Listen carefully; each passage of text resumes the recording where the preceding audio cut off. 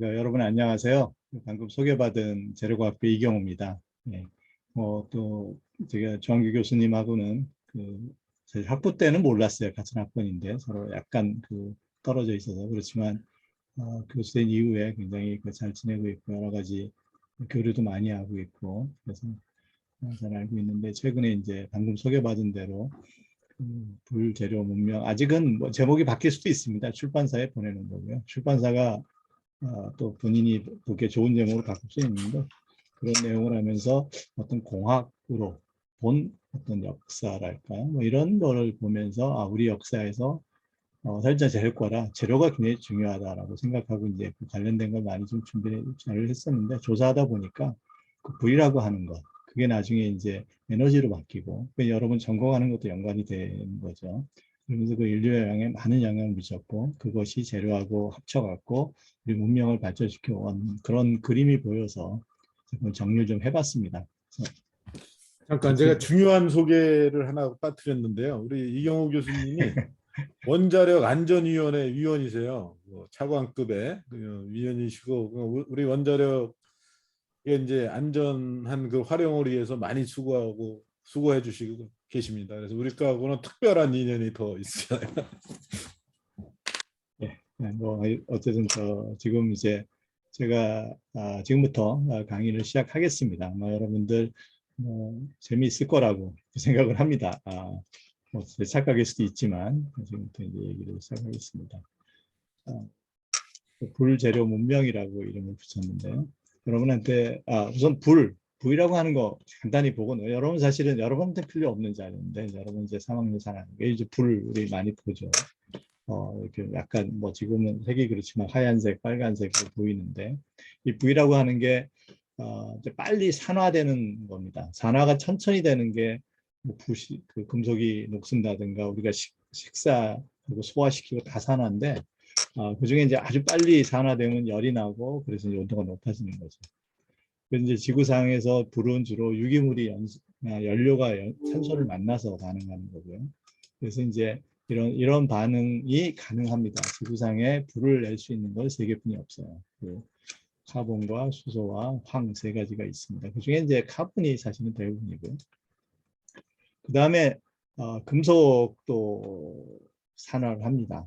금속의 산화는 카본하고 좀 달라 보이지만 열은 훨씬 많이 납니다. 비교가 안 되는 양이죠. 이제 금속이 산화돼도 불이 납니다. 그렇게 되어 있고 불의 특징이 이제 불이 나면 빛이 생기고 열이 되고 이게 다 온도 때문에 온도가 올라가기 때문에 빛도 생기고 열이 생기는데 이 지금 빨갛게 써놓은 세 가지 이 세 가지가 중요합니다. 근데 이제 불은 굉장히 위험하죠. 우리가 뭘 불에 태워버리면 어떤 유기물이 아주 고도화된 구조를 갖고 있으면 다 없어져요. 여러분 종이 태워서 재가 되고 나면 돌리기도 어려워요. 비가역적이고 또 한번 불이 나면 계속 번져요. 그게 굉장히 파괴적인 겁니다. 위험한 건데 또 유용해요. 이 유용한 게 빛과 열과 온도예요. 이제 우선 이제 불과 문명이라고 하면 인류가 파괴적인 불을 길들여서 어떻게 문명을 발전시켜 왔는가를 살펴보는 그런 얘기가 되겠습니다. 이제 약간 서론이고요. 이런 목차인데 이제 불을 언제 사용하기 시작했느냐부터 하겠습니다. 이게 지금 헌터와 헌티드라는 말이 있는데요. 이게 무슨 의미인가를 볼 겁니다. 여러분한테 좀 질문을 하나 하고 싶은데, 자, 불을 사용하지 못했다면 현대 인류文明 수준이 어떻게 됐을까? 라고 하는 거. 여러분 아마 2000자가 되는 에세이를 써야 되기 때문에 메모하고 있을 텐데요. 메모에다 한번 자기 생각 한번 살짝 써보세요. 제가 좀 이따가 몇 명의 학생들 한번 대답을 좀 들어보면서 진행을 하겠습니다. 불이 없다면 지금 인류의 수준은 어디에 있을까? 그래서 인류가 불을 쓰지 못, 불은 있죠. 근데 인류가 사용하지 못했다. 할 수 없죠. 순서는 제 화면에 보이는 순서대로 김적진 학생 대답 한번 해볼래요? 네. 제가 생각했을 때 인류가 불을 쓰지 못했다면은 근데 이제 초기 문명이 발전을 할 수가 없었을 것 같아서 이제 청동기 시대나 이제 철기 시대로 넘어가지 못해서 이제 신석기 시대 수준의 문명이 계속 유지되고 있지 않을까 싶습니다. 예, 좋습니다. 한 명만 더 해볼까요? 박수민 학생 너무 대답을 잘해서 그 다음에 어떻게 해서 이제 앞에서 김석진 학생께서 이제 뭐 철이나 이런 쪽을 말씀해 주셨는데 제가 가장 먼저 떠올렸던 거는 영양이나 안전 문제였거든요. 그래서 이제 음식을 먹을 때도 익혀 먹지 않으면 이제 문제가 되는 것들이 많고, 그 다음에 이제 처음에 아까 원시 시대로 가면 불이 없었다면 이제 뭐 야생에서 살아남기가 어려웠을 거여서 저도 이제 뭐 그런 뭐 철이나 뭐 재료 그런 것도 있었지만 그냥 기본적으로 안전에 취약했을 것이다라고 생각을 합니다. 말씀 좋습니다. 혹시 얘기하고 싶은 학생 누구 있나요? 일단 넘어가겠습니다. 또 기회가 있습니다. 자, 지금 이제 아주 두 학생이 다 얘기를 잘해줬어요. 청동기나 철기 불가능하죠. 이건 뭐 불이 있어야 된다는 거 우리가 상상. 석기 시대냐? 근데 여러분들이 석기 시대를 인터넷으로 한번 검색을 해보세요. 그러면 구석기 시대의 대표적인 모습이 이겁니다. 동굴에서 불을 쓰는 거예요. 박물관에 가도 이겁니다. 그러면 불이 없는 석기 시대였을까? 라고 하는 거에 이제 첫 번째 주제입니다. 인류가 이제 처음 불을 어떻게 이용했을 거냐. 불은 사실 불은 산불이 자주 납니다. 그래서 불은 많아요. 그런데 불은 아까 말했지만 위험해요. 불에 가면 타고 다치고. 근데 이제 산불이 나서 이제 꺼져가는 또 꺼진 불. 그 불을 아마 처음에 이용했을 걸로 봅니다. 그걸 노천불이라고 일단 부르겠습니다. 이 노천불이 따뜻해요. 그죠? 이게 추위라는 게 우리 지금 옷도 많이 입었지만 예전에 옷이 없던 시대. 그리고 좋은 게 그 안에 뭔가 불에 가공된 식량이 있는 거예요. 씨앗이 익어 있거나 과일이 익어 있거나 아니면 동물들이 죽어서 그 고기를 먹을 수 있는 거죠. 그래서 이제 어떻게 했냐면은 처음에는 뭐 우연히 꺼진 불 지나가다가 안 뜨거워서 뒤져보니까 이런 게 있어요. 그러다 보니까 그 인류도 학습을 했을 겁니다. 불 꺼진 데 가면 좋아. 요거는 지금도 그렇답니다. 지금도 산불이 나고 나면 포식자들이 이렇게 많이 모여든대요. 그러니까 포식자가 모여드니까 소위 말하면 피식자, 잡아먹히는 놈들은 못 가는 거죠. 잡히니까. 그건 지금도 관찰이 된다고 합니다. 그런데 문제는 뭐냐? 이게 포식자 다 좋은 거죠. 그러니까 근데 원시 인류는 식육목이 우리가 알고 있는 센 동물들입니다. 늑대, 늑대도 상당히 세요. 여우는 좀 조그맣지만 늑대는 사람한테 충분히 이기죠. 그다음에 호랑이 다 식용목이에요.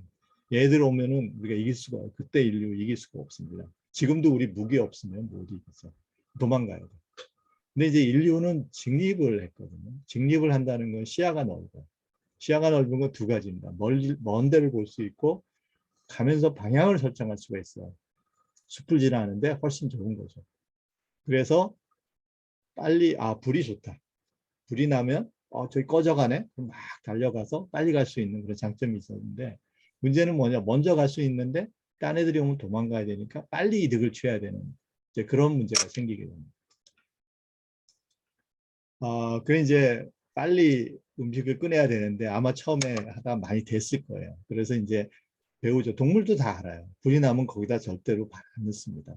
다치니까. 그건 학습이 돼 있는, 유전이 돼 있고. 그래서 근데 이제 꺼내야 되는데 여기서 불은 이제 굉장히 위험하니까 그 건들면 안 되라는 터부가 있었을 겁니다. 기다려야 되는데 기다리다가 딴에 오면 도망가고 이러다 보니까 누군가가 이거를 극복하고 나뭇가지를 가지고 뒤졌을 걸로 봅니다. 이건 아무런 유무는 없지만 이 누군가가 사실은 인류의 가장 큰 혁신가. 그래서 이게 이제 손이 있어서 가능한 거죠. 동물은 일반 호랑이가 불을 나무 잡고 뒤질 수는 없잖아요. 그래서 인류는 두 번째 도구를 이제 발견하게 됩니다. 그게 이제 나무 막대죠. 첫 번째 도구는 아마도 손에 들고 던질 수 있는 돌멩이나 과일 같은 거 가지고 던지는 걸 첫 번째 도구로 볼 수 있을 것 같아요. 추측입니다. 제가 붙인 두 번째 도구입니다. 그 다음에 이제 불 붙은 나무, 그 다음에 불을 지다 보면 나뭇가지에 불이 붙어요. 그죠? 그럼 처음엔 던졌을 텐데, 이렇게, 어떻게 들어보니까 괜찮네? 그리고 또 하나, 던져놨더니 불이 또 살아. 야, 이거 나무를 주면 불이 유지가 되네. 그래서 그리고 이제 불붙은 나무를 가지고 있으면 다른 포식자들, 예를 들어서 늑대, 털이 굉장히 많거든요. 불에 엄청 취약합니다. 그러니까 나무막대 갖고 막 하니까 도망을 가. 그래서 드디어 인류는 세 번째 도구고 능력이 굉장히 강한 아주 센 무기인 불타는 나무막대. 뭐 제가 그냥 붙인 이름입니다. 나무막대를 손에 넣게 됩니다. 이거를 사용하니까 이제 그 불을 점유를 할 수 있게 돼요. 불이 가서 딱 나무막대 들면 딴 동물 쫓아내면서 불 꺼질 때까지 쓸 수 있고 또 불을 계속 피우면서 과일도 갖다 넣어서 익혀 먹을 수도 있고 뭐 이렇게 되는 거죠. 그래서 아주 중요한 수단을 확보하게 됩니다. 이제 여기서 연로 진화를 한 거죠. 네. 그래서 굉장히 중요한 진화입니다.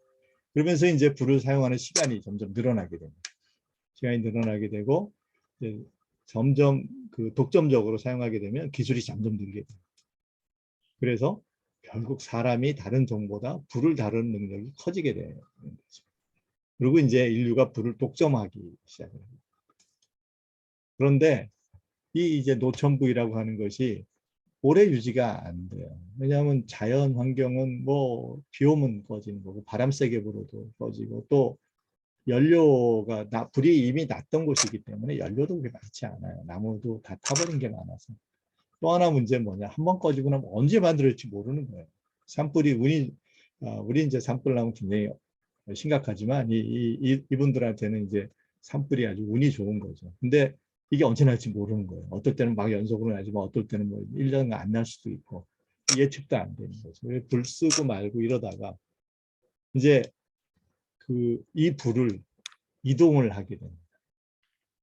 이동해서 이제 딱 옮겨놓는 거죠. 전부 이제 모닥불이라고 이름을 붙여놨는데 불을 이제 자연의 위험에서 보일 수 있는 곳에 이동을 하게 되는데 비바람을 피할 수 있는 곳은 동굴이에요. 동굴에 넣어놓으면 오랫동안 쓸 수가 있는 거죠. 근데 이제 이게 우리가 지금 쉽게 생각하지만 불에 이동하고 이동한 불을 계속 쓰는 거는 굉장히 복잡한 과정입니다. 이 원시 인류들한테는. 우선 목적의식이 있어야 돼. 불을 옮겨야 되겠다. 그 다음에 신체 조건도 들고 갈 수 있어야 되잖아요. 그 다음에 이 들고 와서 되는 게 아니죠. 그리고 계속 그 사람은 불을 지켜야 되고 옆에서 그 사람을 도와야 되고 그 사람 먹을 것도 갖다 줘야 되고 조직이 있어야 돼요. 또 불을 계속 피우기 위해서는 누군가는 불을 보고 계속 나무를 갖다 공급하는 사람 뭐 이게 다 필요합니다. 또 불을 계속 피우는 기술도 필요하죠. 이것들이 다 갖춰져야만 되기 때문에 굉장히 오랜 시간이 걸립니다. 그래서 아까 검색해서 나왔던 동굴에서 모닥불을 사용하는 흔적이 있는 구석기 지족들은 이 행동들의 결과입니다. 이게 굉장히 어려운 것이고요. 불이 없었으면 이게 안 돼요. 그리고 이제 안전한 장소 동굴로 갔기 때문에 이제는 연료만 잘 공급해주면 오랫동안 불을 쓸 수 있게 돼요. 지속적으로. 그럼 이제 불을 다루는 능력이 굉장히 높아지게 되고 이온 기술도 엄청 늘어나게 되는 거죠. 근데 동굴에서 산다는 게 우리 쉽게 생각하지만 쉬운 게 아니에요. 동굴은 인기가 있어요. 그죠? 누구나 좋아요. 동굴에서 비바람 안 맞으니까. 그러면 다른 포식자하고 점이 굉장히 치열합니다. 지금은 여러분이 돈을 모아서 집을 사고 듣게 하면 지켜주지만 이 당시엔 그런 거 없죠. 힘센 놈이 다 가져갑니다. 예를 들어 인류가 그리고 이제 그러니까 다른 포식자랑 점유 경쟁을 해야 되는 거죠. 내가 제일 세지 않으면 동굴에 살 수가 없어요. 무기도 없는데 동굴에 살다가 뭐 호랑이나 곰이 오면 이거 완전히 걔네들한테는 뭐 완전히 부패가 되는 거죠. 음식이 쌓여 있으니까. 예를 토끼가 큰 동굴에 절대로 못 삽니다. 큰 동굴에 있다가 당하면 뭐 완전히 다 잡아먹히니까. 또 하나 동굴은 감염이나 질병이 높아요. 우리 해충이나 박쥐, 뱀, 뭐 애들도 동굴이 좋으니까 들어와 살고 있기 때문에 위험하죠. 그래서 동굴에 살기 위해서는 이 문제들을 해결합니다. 그러니까 동굴에 산다는 것 자체가 엄청난 의미가 있더라고요. 저도 뭐 크게 생각은 안 했었는데 이걸 보다 보니까 결국은 그 지역의 최상위 포식자가 된 거예요. 그리고 동굴도 소득할 수 있게 돼요. 이것이 어떻게 가능하냐? 불이 있어서 가능해요. 이제 고고학자 C.K. 브레인 아주 유명한 고고학자인데 이제 남아공 쪽에 아주 원시 인류에 대한 전문가인데 이 사람이 이제 동굴을 발견했는데 어느 동굴을 파다 보니까 어떻게 하냐면 큰 고양이과 맹수 이제 지금 멸종된 거예요. 호랑이 비슷한 건데 걔들이 오스트랄로피테쿠스를 먹이로 잡아먹었던 흔적을 찾았어요. 그런데 그 동굴의 위층 다시 말해 후대에는 호모 에렉투스가 동굴의 주인이었던 거예요. 파고 들어갔더니 맹수가 오스트랄피테쿠스를 잡아먹었다. 그러면서 이 C.K. 브레인이 쓴 책 제목이 헌터 오어 헌티드. 인류가 불을 사용하기 전에는 헌티드였는데, 사냥감이었는데 불을 사용하면서 헌터가 됐다. 그래서 뭐 너무나 굉장히 중요한 얘기죠. 그래서 이제 처음 제가 여러분도 검색해 보면 다 나와요. 어디든 하나 구석기 시대 흔적은 동굴에 불을 피우고 있는 건데 이게 굉장히 큰 의미가 있다는 거죠. 다른 포식자의 경쟁에서 이기고 동굴 소독에도 성공한 결과고 이게 불이라는 게 없었으면 가능하지 않은 거죠. 그리고 이 시기에 이미 인류가 생태계의 정상이 됐고 적어도 그 지역에. 오늘 혹시 기회가 되면 장자크 아노 감독이 만든 불을 찾아서라는 영화를 한번 찾아보세요. 굉장히 인류가 불이 있고 없고 얼마나 다른지가 너무 잘 나와 있고요. 찾아보면 그냥 무료로 볼 수 있으면 재미있어요. 말 한마디 알아들을 수 없는 말만 하는데 굉장히 재미있습니다.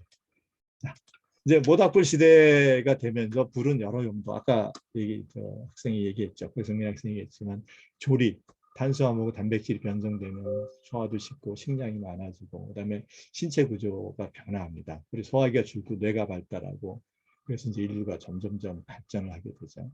그다음에 소독, 살균, 가공 뭐 이런 거에서 점점점 생존에 유리해지게 되고 그다음에 난방이 되면서 인류가 점점점 추운 지역으로 이렇게 넓어지게 되는데 추운 지역이 춥기만 하지 좋은 점이 있어요. 해충도 적고 뭐 이런 게 많아서 인류가 점점 생존하기 좋아지게 되는데 불이 없으면 뭐 살아갈 수가 없죠. 그다음에 이제 조명을 하게 되고 밤에도 이게 되는데 이게 두 가지가 발전. 하나는 이제 밤에 앉아갖고 도구도 만들고 식량도 고치고 이렇게 하죠. 또 하나는 서로 이제 잡담하고 하면서 언어가 발달하고 사회성이 증가합니다. 이게 더 중요하다고 생각하는 사람도 있죠. 그리고 이제 도구도 만드는데 나중에 보겠지만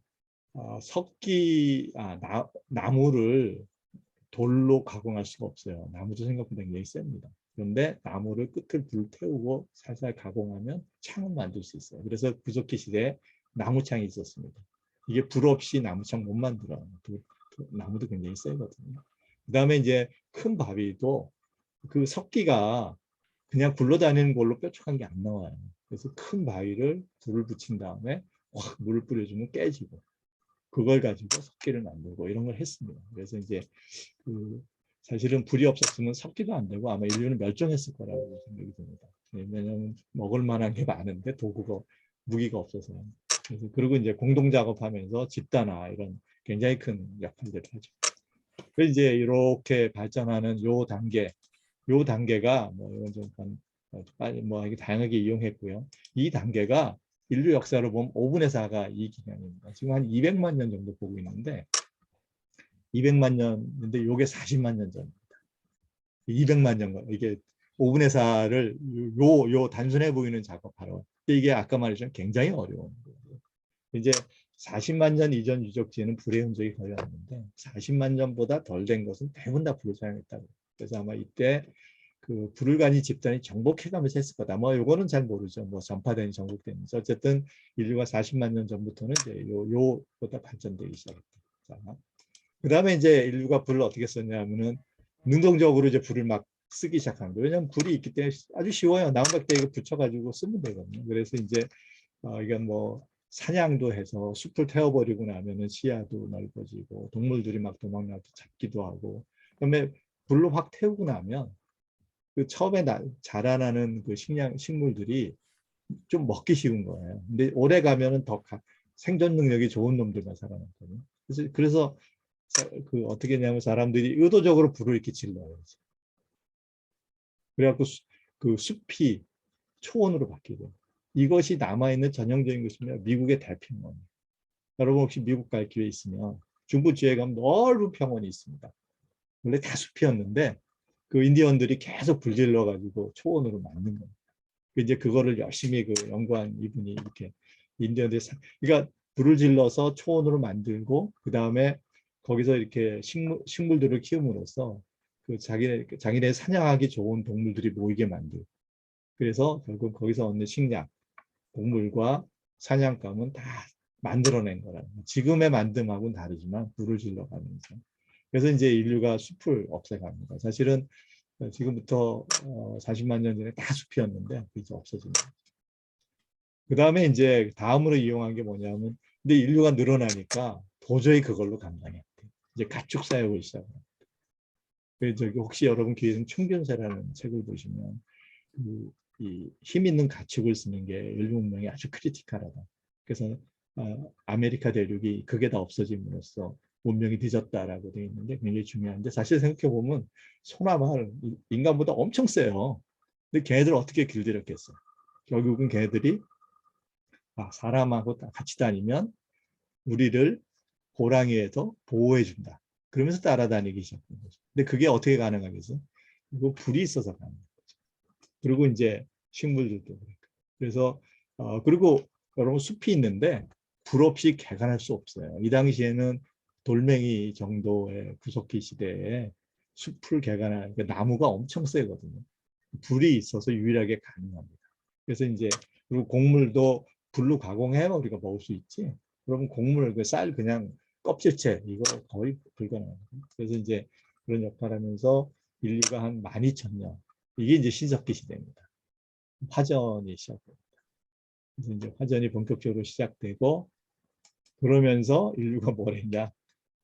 이제 그러면서 이제 농업을 하니까 인구가 많이 늘어. 그래서 그냥 급격하게 숲이 없어집니다. 그게 이제 연구한 사람 보면은 유럽의 숲과 벌판의 경계가 기원전 6,000년 경에, 그러니까 지금부터 8,000년 정도 전에 소아시아 지역에서 점점 해가지고 유럽에서 계속 숲이 없어져 가는 게 요 과정입니다. 화전하면서 숲을 없애면서 계속 농지를 늘렸어요. 그리고 이제 다른 지역도 마찬가지고 전체적으로 이런 게 있습니다.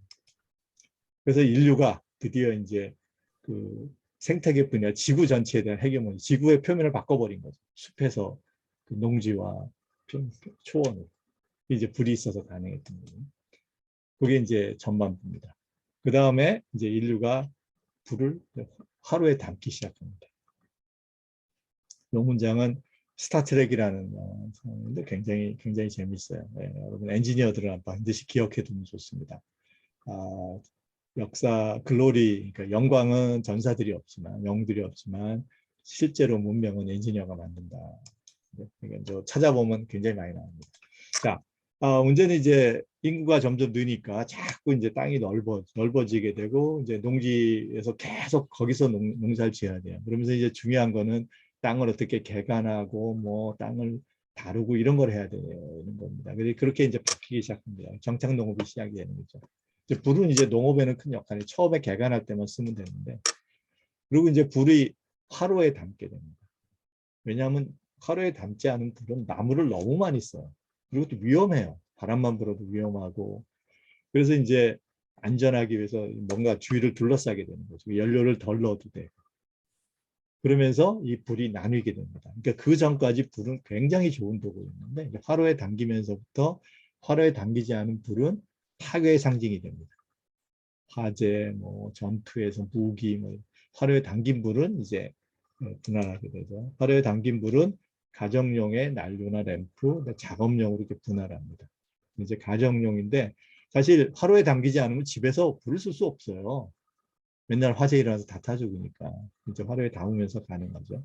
이제 가정용 불이 확산되면서 연료 같은 걸 공급하는 게 아주 중요해지고, 로마가 전쟁을 한 큰 이유가 뭐 나무를 구하기 위하다, 뭐 이런 얘기가 나올 정도로 로마도 불에 대한 수요가 많았죠. 그렇게 되고, 그리고 이제 작업용 불은 계속 이제 높은 온도로 발전하게 됩니다. 그러면서 인류의 이제 집단의 규모가 확대해요. 왜냐하면 연료도 공급해야 되고, 또 작업용 불이 이제 좀 이따 보겠지만 아까 잠깐 나왔던 도기, 그다음에 청동기, 철기를 만들어야 되는데, 이거는 아주 큰 작업이에요. 이게 아무나 뭐 한두 개인이 할 수 있는 게 아니고 어느 정도의 국가 규모가 있어야만 그 사람들을 먹여 살리고 그 비용을 댈 수 있기 때문에 점점 문명이 이제 발전하기 시작합니다. 그리고 이제 뭐 가정용에 대한 얘기는 안 하겠습니다. 여러분도 공대생이고 엔지니어니까. 그래서 이제 불 전문가에 대한 얘기를 좀 하겠습니다. 이 고온의 불은 매우 위험한 존재죠.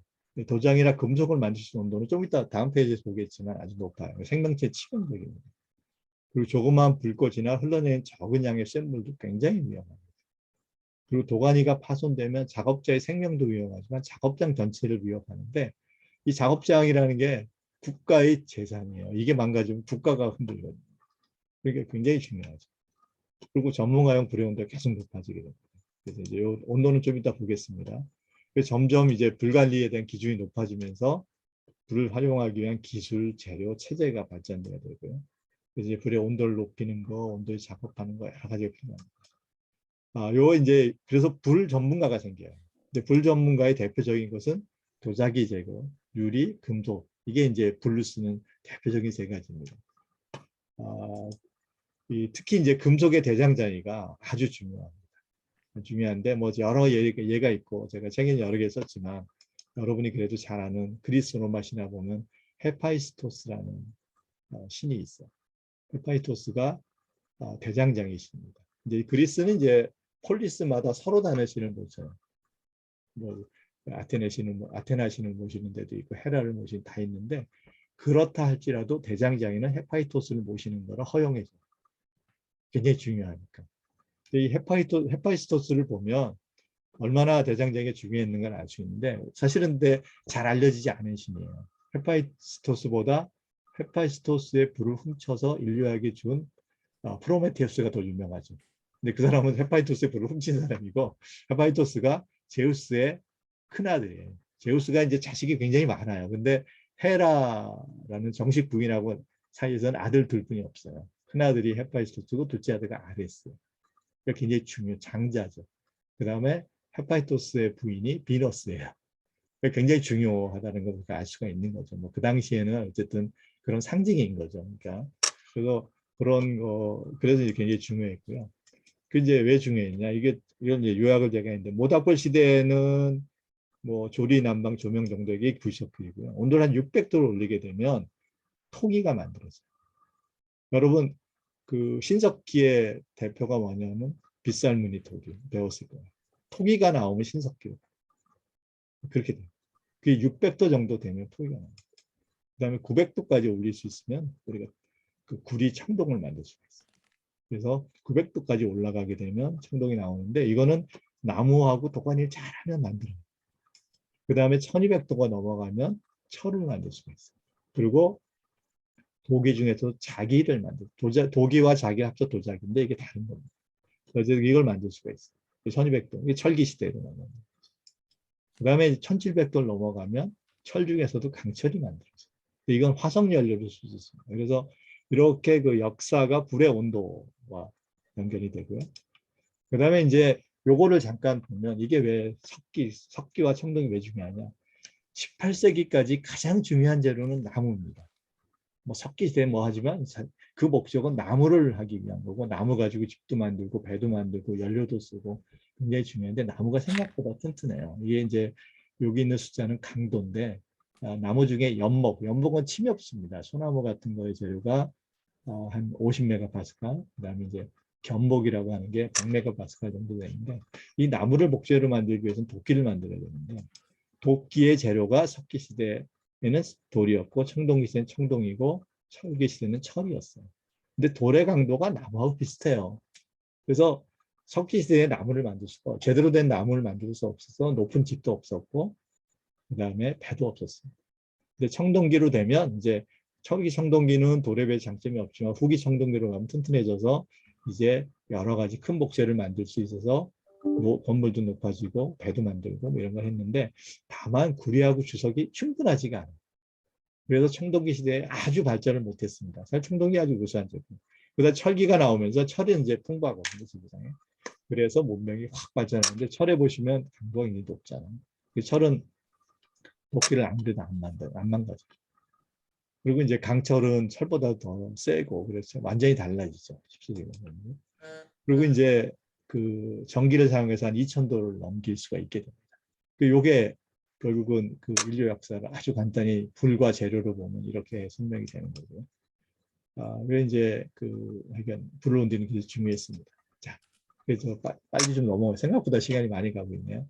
자, 그래서 불에서 에너지로 가는 과정. 저는 이 토인비의 챌린지 앤 레스폰스, 도전과 응전이라는 걸 굉장히 좋아하는데 그 과정을 말씀드리겠습니다.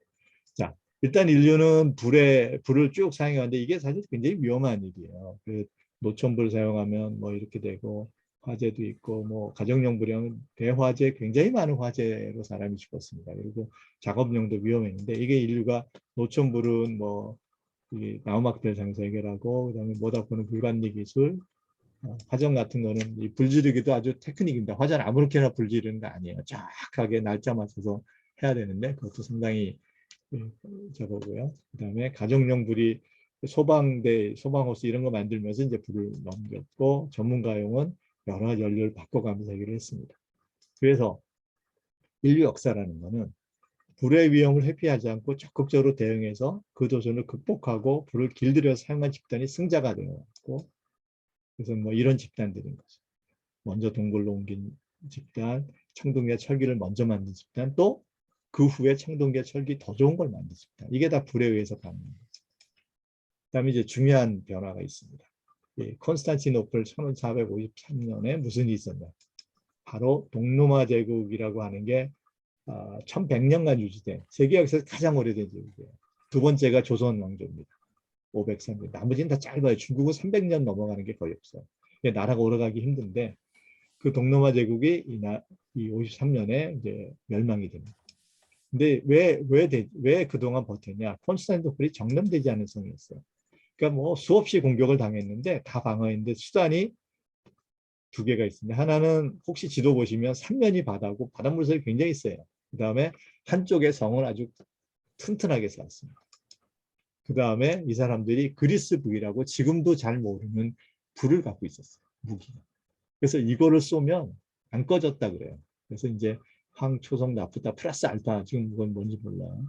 그리고 그걸 쏘아내는 화염 방사기 있어서 그 당시 배가 다 나무였거든요. 가까이 가서 상대방 배에 그냥 불만 던져놓으면 끝인 거예요. 해전에서 비록 이길 수는 없어도 그러니까 이 동로마가 이길 수는 없어 지지는 않는 거죠. 그 다음에 성 쳐들어와도 그냥 불만 뿌려놓으면 다 병사들이 타니까 그랬는데 요걸 이제 터키가 대포를 만들죠. 우르반 대포라 그래서 아주 유명한 대포입니다. 무게가 20톤 나가고요. 사거리가 1.6km. 1.6km에서 뭐 500kg 돌을 싸대가지고 이제 성을 안 맞추는 건데 여기서 이제 제가 하고 싶은 얘기는 뭐 그거에 대한 게 아니라 대포라고 하는 게 이제 화약을 사용해서 포탄을 쓴 거잖아요. 이게 이제 대포하고 화약을 보면 화약 이전의 불은 불을 어떻게 쓰냐 파괴적인 힘을 통제해서 어떻게든 잘 다뤄서 썼어요. 그런데 화약은 반대예요.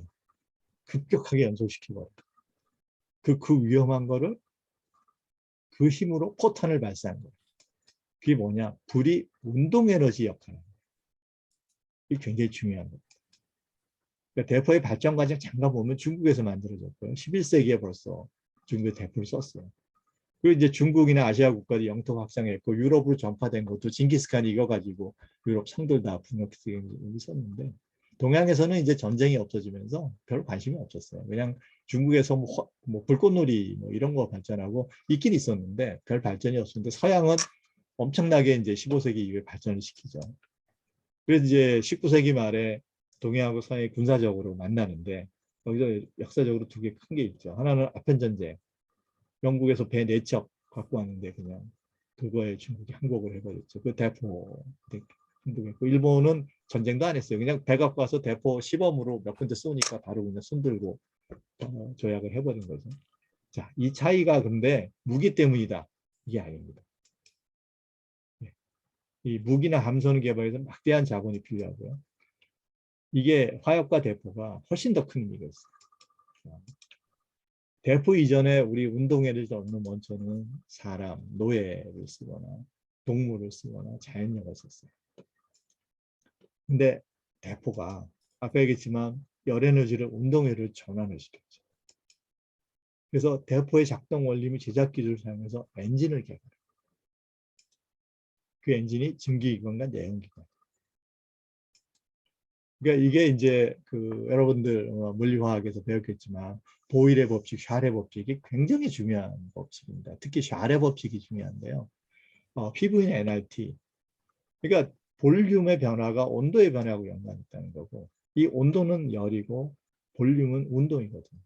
온도와 열이 연관된다는 굉장히 중요한 법칙입니다. 여러분 그냥 뭐 고등학교 때 외웠겠지만 이게 정말 인류 역사를 바꾼 아주 중요한 법칙인데요.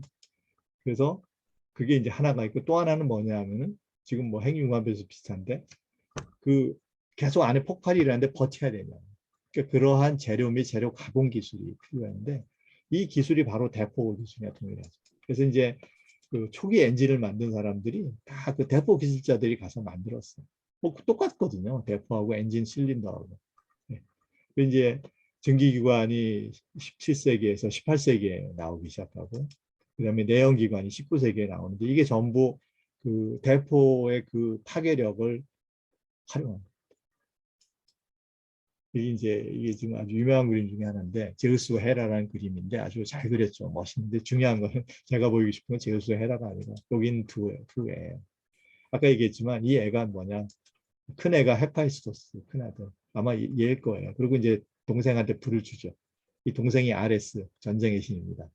그래서 이제 똑같은 불이 건설도 되고 전쟁도 되는 거죠. 이제 그게 그 두 사람 아주 대비적으로 굉장히 그 이미 그리스 시대에 아주 좋은 철학을 보고 있다고 생각해요. 자, 그래서 이제 엔진이 확산되면서 완전히 그 산업 생산이 완전히 바뀌게 됩니다. 그리고 교통도 바뀌고 뭐 육상도 다 바뀌고요. 그리고 이제 동서양의 힘의 역전이 바로 엔진에서 온 거지 대포에서 온 게 아니에요. 그러니까 15세기까지는 열 기술이 앞선 동양이 서양에 비해서 절대적으로 위에 있어요. 전쟁 엄두도 못 냈고 사실은 그 이렇게 뭐죠 뭐 훈족이나 다 중국에서 쫓겨난 적이 가서 유럽 다 정복하고 그런 거예요. 그리고 대포, 도자기, 철기 다 좋았어요. 그런데 15세기 이후에 200년 동안 유럽은 폭발을 길든 노력을 통해서 엔진을 만들고 발전시켰는데 중국에서는 거의 하지 않아요. 동양에서. 그래서 결국은 19세기 말의 차이는 바로 이 위험에 대한 대응의 차이에서 온 거다라고 저는 생각합니다. 그래서 이제 아까 그림으로 여기 금이 그어놨죠. 이 위는 아시아의 시대. 물론 초기는 아니에요. 이 초기는 또 메소포타미아 지역, 이게 아시아인지 뭐 유럽인지. 그런데 요 시기는 아시아. 근데 바로 이 시기는 서양의 시기가 됩니다. 자, 그다음에 이제 그 새로운 글이 나옵니다. 전기라는 게 나오죠. 이게 이제 여러분 전공하고도 연결이 되죠. 전기에 대한 기록은 오래됩니다. 뭐 그리스 로마 시대에 있었고요. 그다음에 자석에 대한 나침판은 13세기 때 이용됐고 뭐 여러 가지 연구들이 있는데 사실 늦었어요. 그래서 한 피레침, 그러니까 전기를 제대로 응용하기 시작한 건 피레침이죠. 그래서 18세기 중반에 이제 그 이후에 고층 건물이 만들어지게 됐고요. 그다음에 갈바니가 전기 현상 발견하고 볼타가 전지를 만들게 됩니다. 이 전지라는 게 뭐냐? 화학 에너지를 전기 에너지로 바꿔줍니다. 그 전기라는 현상이 별거인 줄 알았는데 화학 에너지에서 나옵니다. 그 다음에 그 이제 요거의 용도는 이제 우리 재료니까 금속을 만드는데 그러니까 전기가 나오기 전까지 인류는 12개의 금속만을 써왔습니다. 금속이 98개가 되는데 그런데 전기가 나오면서부터 이제 많은 금속을 만들기 시작해서 특히 실리콘하고 알루미늄. 여러분이 흙을 집으면 그 흙의 50%는 실리콘 옥사이드고요. 나머지의 60%는 알루미늄 옥사이드. 그런데 1800년 중반까지 그런 금속이 있는 줄도 몰랐어요. 근데 그게 이제 다 만들어진 게 전기를 가지고 만들 수가 있었고요. 이건 뭐 자세히 얘기는 안 하겠습니다. 그 다음에 이제 전기가 그 아까 전지는 화학 에너지를 전기로 바꿨는데 모터라는 게 나옵니다. 패러데이가 이제 운동 원리에서 자코비와 테슬라가 직류 모터와 교류 모터를 만들면서 모터는 뭐냐? 전기 에너지를 운동을 하게 했습니다. 그리고 이제 발전기라는 걸 만들어요. 발전기는 이제 지멘스나 그람이 1860년대에 만들게 됩니다. 그래서 발전기는 또 거꾸로 운동 에너지를 전기로 만들 수 있게. 그래서 이제 운동과 전기가 왔다 갔다 하게 되는 거죠. 그 다음에 이제 발전소라는 게 나오게 됩니다. 발전소는 뭐냐? 중앙에서 만들어서 나눠주는 거예요. 최초의 발전소는 에디슨이 만듭니다. 1982년에 만들었고, 최초는 아닙니다. 약간 그 전에 개인용 발전소는 있었는데 상업용은 에디슨이 처음 만들고요. 그래서 에디슨이 전기 발전을 합니다. 전기 발전 결국은 불이 운동 에너지 만들고, 운동 에너지가 전기 에너지 만들고, 전기 에너지가 일을 하게 돼요. 이게 이제 전기의 아주 중요한 이상이 됩니다. 그리고 이제 중간에 여러분 잘 아는 그 에디슨하고 테슬라가 이제 교류하고 직무하고 싸우죠. 뭐 영화를 제가 보진 않았지만 에디슨이 굉장히 나쁜 사람으로 나오는데 뭐 꼭 그렇진 않은 것 같아요. 둘이 원수도 아니었던 거. 다만 서로 다른 주장을 했던 건데 직류하고 교류가 이제 1892년, 93년에 경쟁을 합니다. 콜럼버스 기념세, 뭐 시카고 박람회로 알려져 있는 그다음에 나이아가라 폭포의 발전소인데 이때 테슬라가 왜 이겼냐? 당시에 직류는 승합이 안 됐어요. 교류는 승합을 할 수 있었습니다. 근데 이제 굉장히 먼 곳에서 전기를 만들어서 보내야 되는데, 그러니까 직류를 하면은 선을 긋게 해야 돼요. 저항을 줄여야 돼요. 근데 구리가 사실은 청동기 시대 이후에 조금 사양이어서 별로 주목을 못 받다가 갑자기 전기가 나오니까 전선 수요가 폭증을 합니다. 그래서 구리값이 천정부지로 올라가요. 그러니까 같이 입찰을 내는데 그러니까 에디슨은 이제 지금 GE죠. GE는 그 전선값이 너무 비싸가지고 도저히 가격 경쟁이 안 돼요. 구리 때문에 사실은 교류가 승리를 한 겁니다. 만약에 이제 직류승합은 늦어요. 1950년대. 만약에 직류승합 기술이 이때 나왔으면 아마도 직류를 지금도 쓰고 있을지 몰라요. 어쨌든 뭐 그거는 그 역사의 저거고 지금 앞으로 또 직류가 많이 쓸지도 모릅니다. 그래서 이런 게 있었고요. 뭐 그건 여기서 중요한 건 아닌데, 자, 전기는 상대적으로 안전하고 굉장히 편리한 에너지예요. 전기 이전에는 화재 엄청 많았는데 전기도 누전이 좀 있지만 확 줄었고요. 그래서 굉장히 빠른 속도로 확대가 됐습니다. 그리고 불이 해왔던 역할을 계속 대체해가고 있어요. 전기가 대체하는 불의 역할이 이제 조명은 뭐 거의 뭐 불에서 전기로 다 바꿨죠. 이게 사실 효율이 수십 배 높거든요. 그래서 그렇습니다. 그 다음에 이제 그 조리하고 난방이 효율 측면에서는 불이 유리합니다. 그런데 편의성이 있어서 지금 경쟁이죠. 여러분 아마 집에 다 전기 조리기구와 불 조리기구 있을 겁니다. 앞으로 어떻게 될지 몰라요. 편의성만 생각하면 전기고 에너지 생각하면 그냥 불이어서. 이제 보일러, 엔진, 금속 제조 이거는 효율에서 불이 유리하고 앞으로 갈 수 있는데 모르죠. 이제 사회적 변화가 어떤 영향을 줄지 이런 식으로 이제 변화하고 있고 그다음에 이제 불은 보이지 않는 곳으로 이동을 하게 됩니다. 여러분 지금 불 볼 일 거의 없어요. 그냥 집에 가스레인지 있을 때만 보지 자동차도 불로 가지만 엔진 안 보여요. 그죠? 그리고 전기의 상당 부분이 전기 엔진으로 만들지만 멀리 가는 거죠. 그래서 그런 에너지원 중의 비중은 전기가 한 40%라서 불이 더 중요한데 중요성으로 보면 전기의 시대로 진입을 했고요. 그리고 전기에 특히 중요한 게 그리고 여러분과가 있을 수 있었던 게 전기를 만들 수 있는 새로운 에너지원이 될 수 있기 때문입니다. 만약 전기가 없었으면 언제나 없었을 거라고 확신합니다. 자, 20세기 여기까지 재료에 대한 얘기 잠깐 하고 넘어가겠습니다. 20세기 동안에 철강 생산량 3,800만에서 18억 톤, 알루미늄 이제 비행기 발전하고 플라스틱도 만들어져 가지고 지금 철보다 많이 생산됩니다. 사실 화석 연료가 에너지원인데 재료를 만드는 자원이기도 합니다. 그다음에 이제 반도체도 뭐 이렇게 나오고 그래서 엄청나게 발전을 하죠. 뭐 이런 식으로 발전하는데 이 부분은 좀 넘어가요. 이제 에너지에 대한 얘기를 좀 하겠습니다. 전기를 만들 수 있는 새로운 에너지원들이 있는데 전기를 소비하는 방식이 이제 아까 얘기했고요. 전기를 만들 수 있는 에너지에 대해서 인류가 그 전에 쓰지 않았던 거를 사용하기 시작합니다. 그래서 연소 에너지 이용하는 것은 뭐 지금 썼어요. 증기 뭐 이렇게. 그다음에 화석 연료나 폐기물을 갖고 하고 열 에너지를 이용하는 것이 지열, 태양열. 그다음에 운동 에너지 이용하는 것이 수력, 풍력, 조력. 이거 전기 없었으면 뭐 별로 수력도 수차 정도지 지금 같은 대규모 수력은 불가능해요. 태양광을 직접 사용한 게 태양전지. 그리고 핵반응 에너지 이거 원자력도 만약에 전기를 쓰지 않았으면 폭탄 이외에는 용도가 없는 거죠. 그러니까 전기가 있어서 여론과가 있을 수 있고 그 다음에 이제 핵반응 이건 여러분 잘 아니까 뭐 좀 넘어갑시다. 45년에 처음으로 우리가 알았는데 중요한 거는 바로 10년 만에 상업발전소가 나왔다. 굉장히 중요하고요. 핵융합은 52년에 만들었는데 폭탄을 아직 못 만들고 있습니다. 그건 아마 여러분 앞으로 관심도 많을 거고 재료하고 같이 연구를 해서 앞으로 활용해야 됩니다.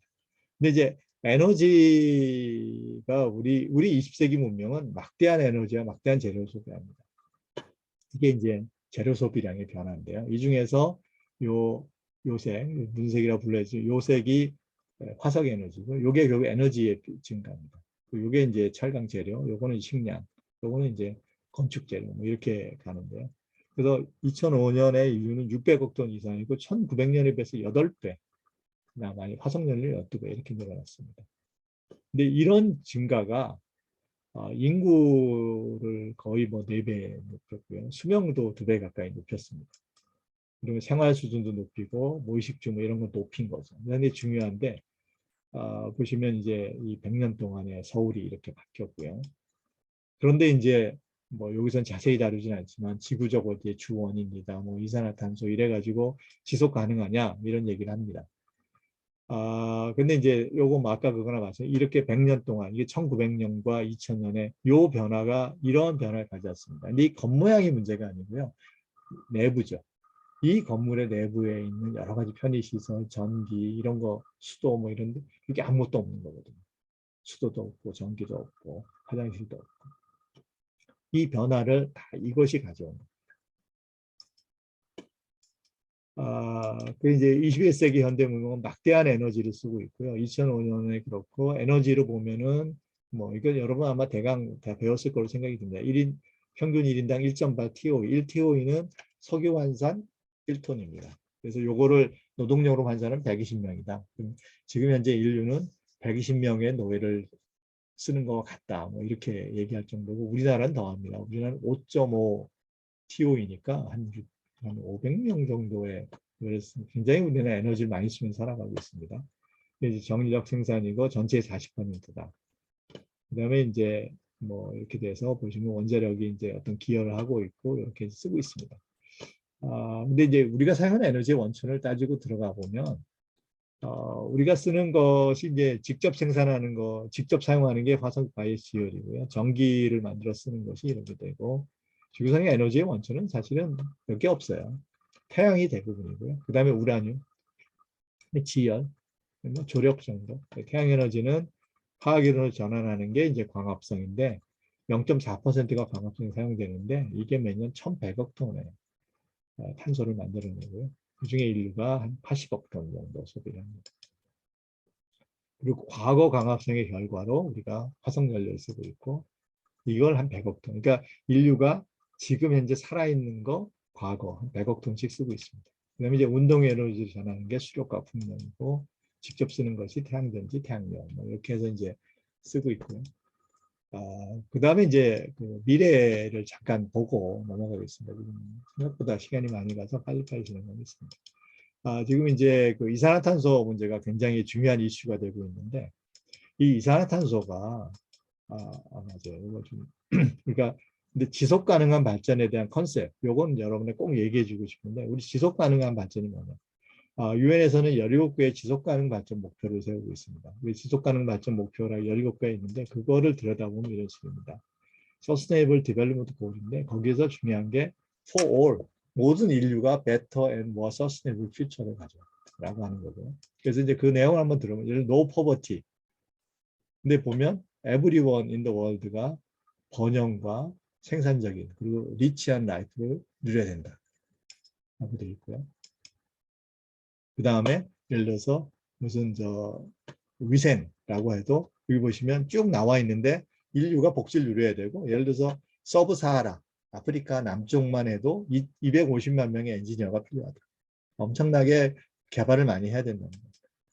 그리고 뭐 클라이메트 액션 환경만이 중요한 게 그것이 인류를 번영시킬 거다. 뭐 이런 식으로 되어 있고요.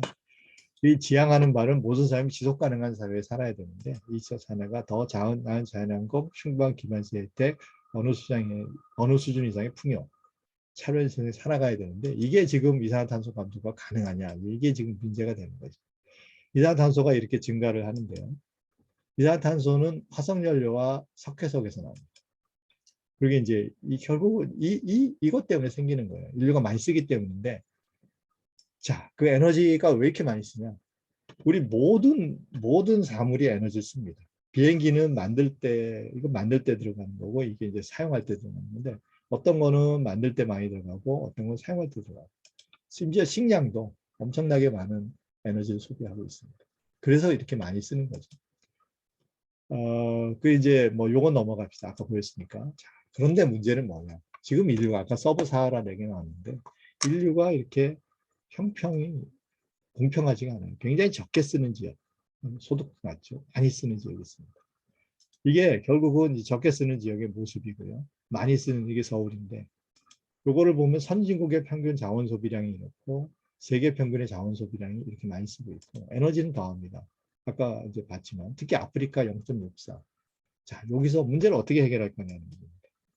이게 이제 나이트 비전입니다. 밤에 보면 보이죠, 그죠? 이 에너지 소비량이 밤에 어떻게 달라지는지.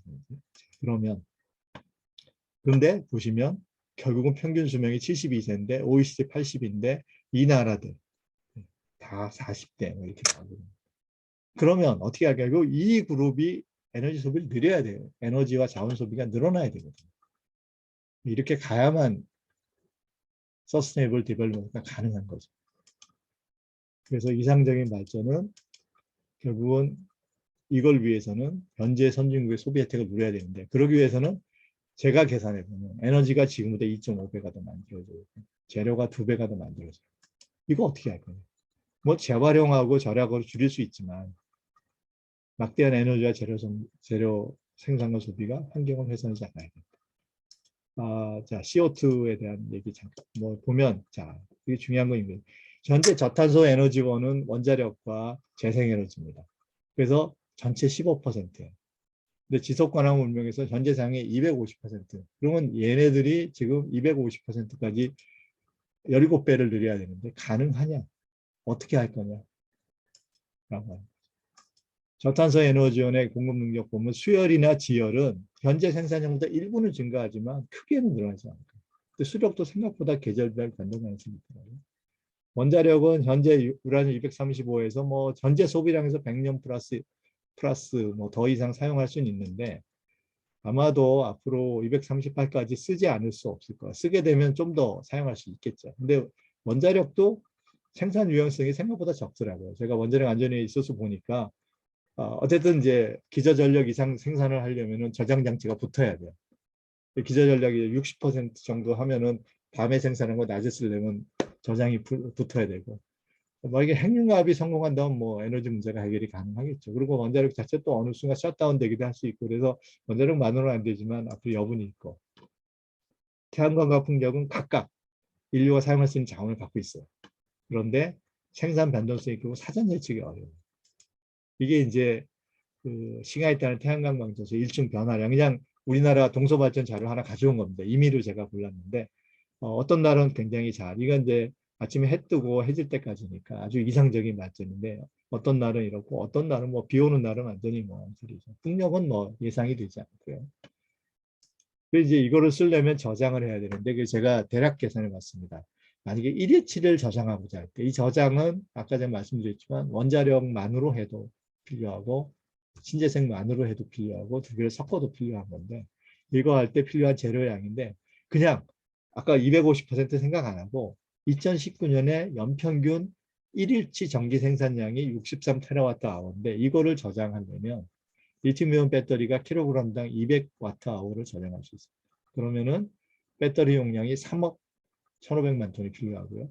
근데 이거를 위한 뭐 비용은 잘 안 따지겠습니다. 이걸 위한 금속의 양을 보면 리튬이 630만 톤이 필요하고 코발트가 1,580만 톤이 필요한데 현재 연간 생산량이 리튬이 40만 톤이고 코발트가 10만 톤이에요.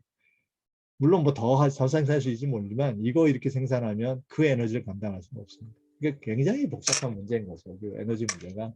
그래서 아마 이건 세계 전체를 대상으로 세계 전체입니다. 예, 세계 전체로 계산한 거고요. 그래서 그러니까 이런 문제들을 같이 이제 고민하면서 해야 되고, 그다음에 수소는 에너지 저장 수단인 거죠. 그래서 이제 수소나 아모니아나 금속을 가지고 이제 뭐 그러니까 수 없는 저장 수단이 개발돼야 되고 에너지원의 발전 방법이 개발돼야만 가능하고, 그다음에 이제 다른 해결 방법은 이러한 전기를 쓰는 공장을 만드는 거죠. 뭐 그것도 불가능하진 않을 수도 있습니다. 뭐 어떨지 모르지만 어쨌든 우리는 모든 수단을 다 동원해야 됩니다. 그래서 제가 생각하는 미래 에너지는 현재 사용하는 에너지원은 상당 기간 사용될 겁니다. 근데 이제 화석연료나 우라늄 230은 일정 기간 이후엔 고갈돼요. 물론 저는 좀 오래 봅니다. 그리고 이제 상당 기간은 갈 텐데 그 다음에 화석연료 중에 메탄 하이드레이트라는 게 있습니다. 요것만을 지구상의 유기탄소 총량보다 많대요. 나머지보다. 그럼 굉장히 많은 겁니다. 왜냐하면 얘는 수소를 갖고 있으니까. 그 다음에 이제 우라늄 238도 있어서 저는 상당히 희망적으로 보는 게 우리가 새로운 기술을 개발할 때까지 시간은 있다. 향후 추가될 에너지원은 수소인데 지금의 수소 경제는 에너지원이 아니에요. 그건 저장이에요.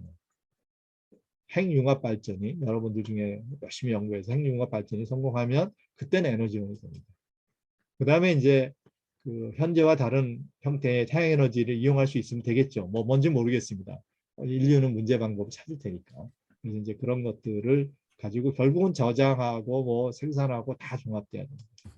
그래서 제가 생각하는 미래의 에너지원, 인류가 이제 지금부터 계속 극복해 왔는데 현재는 화석연료가 85%, 원자력이나 재생 저탄소가 15%인데 이것이 이제 만약에 인류가 몇백 년, 저는 이제 200년 보는데 200년 후까지 인류 문명이 지속된다면 에너지는 핵융합 발전을 기술 개발하거나 또는 개발과 함께 태양광과 풍력 발전을 연속적으로 사용하는 기술이 개발됐을 거다.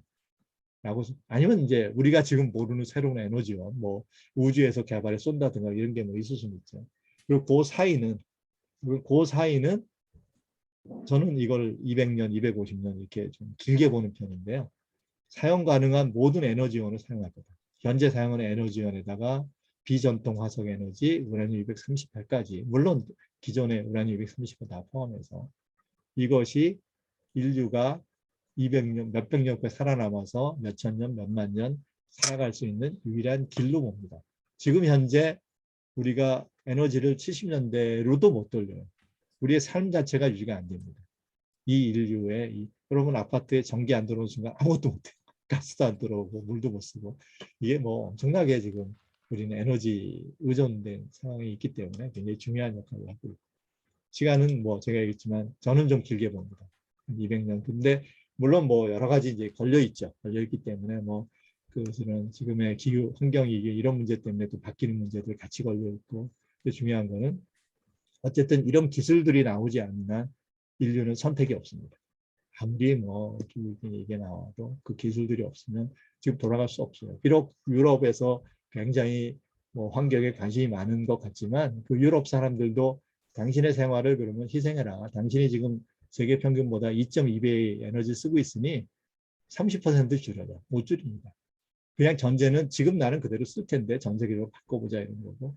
뭐 이쪽 아까 아프리카, 인도 이런 데서는 야 우리 지금 세계 평균 3분의 1도 안 쓰고 있는데 왜 우리를 통제하냐 이렇기 때문에 그거를 해결할 길은 굉장히 어렵고요. 이번에 COP26에서도 어느 정도 보인 것 같고 앞으로도 아마 계속 논란이 될 겁니다.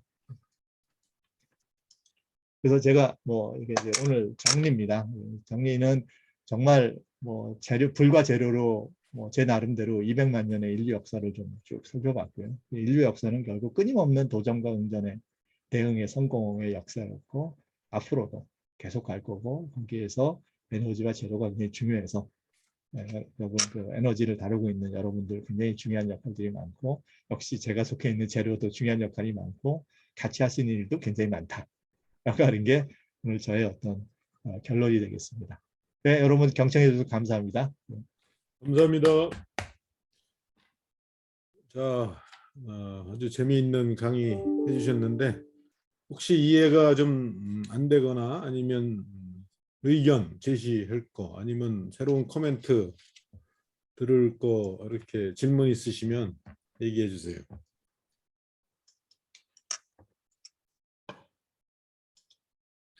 일단 제가 하나 질문 드리면 우리가 쓸 수 있는 금속이 몇 종류 안 되다가 이제 전기가 활용되면서 이렇게 늘어났다고 하셨는데 그 이유가 뭐죠? 그러니까 그러니까 이제 원래 12개의 금속이 1800년까지 있었고요. 그다음에 1830년에 산소가 발견이 됩니다. 그러면서 사람들이 돌멩이가 금속 산화물이구나 하는 걸 알게 돼요. 이제 산소를 띄어내면 되겠구나라고 해서 12개 정도를 찾아냅니다. 그럼 이제 24개죠. 근데 그 다음에 문제가 뭐냐면 나머지 금속은 그렇게 해서 만들 수가 없었던 거예요. 그런데 전기를 가지고 나트륨과 칼륨을 만들게 됩니다. 근데 나트륨과 칼륨이 산화성이 좋아요. 그러니까 전기로 나트륨과 칼륨을 만든 다음에 그 다음에 알루미늄 옥사이드를 붙여놓으니까 걔네들이 산소 가져가고 알루미늄을 만들어주고 이런 식으로 이제 그 나머지 금속들을 다 만들 수 있게 된 거죠. 그 나트륨하고 칼륨을 가지고 계속 그 금속들을 만들 수 있게 되면서 전기 분해를 해서는 전기 분해 및 환원이 되는 거죠. 그러니까 금속 환원. 금속. 나트륨하고 칼륨을 만든 게 아주 중요한 계기예요. 나트륨하고 칼륨은 전기 분해로 만들었고 그렇게 만든 나트륨과 칼륨을 가지고 이제 다른 금속들을 다 만들기 시작해서 뭐 실리콘, 알루미늄 뭐 이런 게 다 만들어집니다. 나트륨은 소금으로부터 이렇게 전기 분해해서 만든. NaOH 가지고 분해했습니다. 아. NaCl은 어려워요. 그 Cl이 전압이 높고 독성이 높아서 자연에는 NaOH가 뭘로 존재해요? 뭐 소다 종류니까 나트륨이 많아요. 지구상에 많고 그러니까 저 바다에도 Na가 많은 거죠. 우리 소다라고 하는 게 다 나트륨, 베이킹 파우더 뭐 나트륨. 학생들 교수님 혹시 질문 하나 드려도 될까요? 예, 좋습니다. 예, 예. 일단 오늘 수업 너무 재밌게 잘 들었습니다. 예, 그 맞습니다. 마지막 PPT 관련해서 질문 드리려고 하는데 예, 이제 예. 뭐 이제 앞으로 계속 위험성을 극복해 나가야 한다고 말씀하셨는데 이제 원전을 반대하는 사람들은 아니 아무리 그래도 불이랑 원천이랑은 좀 다르지 않냐 이렇게 말할 수 있는데 혹시 이렇게 말한다면 어떻게 좀 이렇게 대응을 해야 될까요? 뭐 사실 저도 이제 원자력 안전위원회에 있기 때문에 원자력의 안전의 중요성에 대해서 많이 알고 있고요. 제가 원자력 계시는 모든 현업 종사자 분들한테 항상 강조하는 게 원칙대로 잘 운영해서 사고 없이 해라. 사실은 뭐 원자력 자체는 굉장히 단순하더라고요. 제가 원자력 발전소 공사 중인 그 신한호 1호기 들어가 봤는데 큰 공장을 바라본 제 입장에서는 야 정말 간단하다. 결국은 원자력을 싸고 있는 그 5가지 재료가 무사하면 버티잖아요. 그리고 이제 그 과정에서 무리한 그 작업이 되지 않게 해주면 되는 거 아니에요. 그러니까 상대적으로 굉장히 단순하고 안전을 할 수 있기 때문에 그 뭐 재료들 계속 더 발전시키고 그다음에 지금까지 해왔듯이 그 안전하게 해와야 되는 거죠. 그다음에 이제 그 방사능에 관한 위험성 뭐 이런 부분에 대해서는 좀 더 과학적으로 더 분석하고 더 반영해 나가면서 보여주는 수밖에 없습니다. 그러니까 사실은 원자력의 발전 비중이 늘어나다가 사고 한번 나면 줄고, 그러니까 체르노빌 나면서 늘어나다가 멈추고, 그다음에 후쿠시마 되면서 줄고, 뭐 이런 식 그러다 다시 늘어나고, 왜냐하면 뭐 다른 선택이 없으니까. 앞으로도 마찬가지고. 그래서 전 세계 원자력 하는 사람들이 다 항상 같이 어느 나라에 한 군데만 놔도 전 세계적 영향을 받거든요. 그래서 공동운명. 전체적인 원자력 계획가 다 합쳐가지고 서로 같이 안전을 위해서 최대한 노력을 하면 그건 뭐 제가 보기에 여러 가지 안전 장치들이 있고 갈수록 좋아질 거라고 봅니다. 네, 그렇게 해야죠. 네, 감사합니다. 알겠습니다. 네. 다른 질문.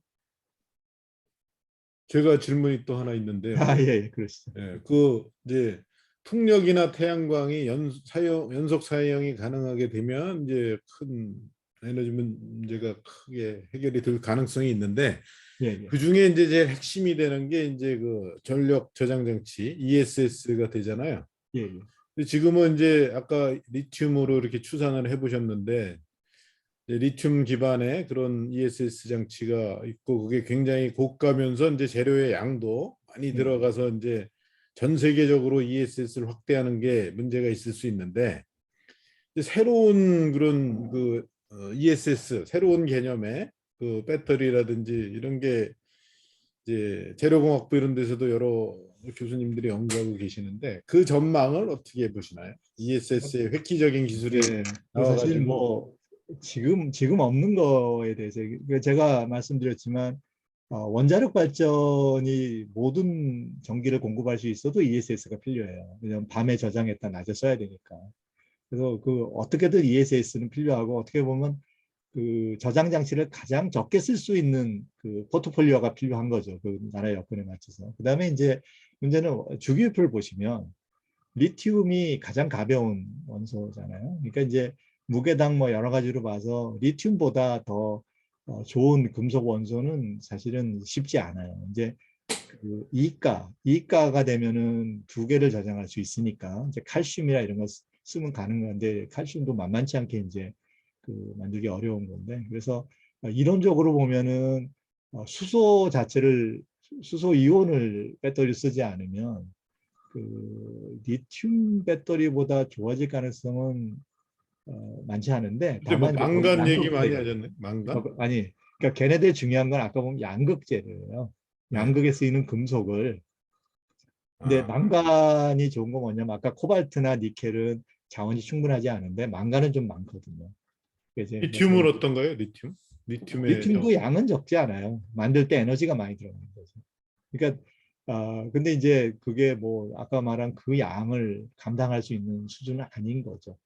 그리고 그렇게 만들면 그 리튬 만드는 데 들어가는 에너지가 벌써 뭐 지금 전 세계에 사용하는 에너지를 넘어가 버리니까 그래서 그런 문제가 적혀 있기 때문에 지금 사실 아무도 몰라요. 하루치를 저장할 수 있어야 되는지 뭐 반일치를 해야 되는지 사흘치를 해야 되는지 뭐 사흘치까지 해야 된다는 사람도 있고 이게 전 세계적으로 공공된 게 아니라 발전소마다 있는 거기 때문에 그리고 이제 저는 생각에는 기저 전력이 쭉 깔아주면 훨씬 적다. 기저가 계속 나올 수 있다면은 뭐 훨씬 줄어들 수 있고 그래서 포트폴리오 거기에 대한 연구가 같이 진행이 돼야 될 텐데 배터리는 지금 나트륨 좀 관심 있는 사람들이 있는데 뭐 나트륨이나 리튬이나 다 일가 금속이기 때문에 큰 차이는 없고요. 그렇게 돼 있어서 메탈 기반은 지금 그런 상태입니다. 네. 다만 이제 지금 나오는 배터리 연구는 안전 연구가 더 커요. 지금 이제 이게 그 화재 위험성이 크기 때문에 전고체 전지 같은 걸 만들려는 게 화재나 이런 거. 아, 전고체가 안전성 증진을 목표로 해서. 그 지금 굉장히 그 ESS 우리나라 지금 멈춘 게 그거잖아요. 네. 그냥 그거 아주 그 리튬에 불 붙으면 물로 끄면 큰일 나요. 물 뿌리면 바로 그냥 폭발됩니다. 그럼 걔가 물하고 반응해서 수소 만들면서. 예. 네. 궁금한 거 없어요? 끝내고 싶어가지고. 그런 모양이네요. 예, 그럼 오늘 이경우 교수님 강연 요거로 마치고요. 우리 박수 한번. 예, 예, 경청해 주셔서 고맙습니다. 고맙습니다. 예, 그리고 다음 시간에는 예, 저는 나갈게요. 다음 시간에 마지막인데 이제 새 강연을 초청해서 들을 거 후보는 안 계시고 여러분들이 이번 쭉 한 학기 들은 거 중에서 인상적인 내용을 각자 한 3분 이내로 얘기해보는 시간을 다음 주 수요일 날은 가져볼까 그래요. 여태 이제 뭐 소감문도 많이 쓰고 그랬는데 자기 소감을 한번 나눠보는 시간을 다음 주 수요일 날 이렇게 가질게요. 3분 이내로 할 말 준비하세요. 오케이? 수고했습니다. 감사합니다. 네.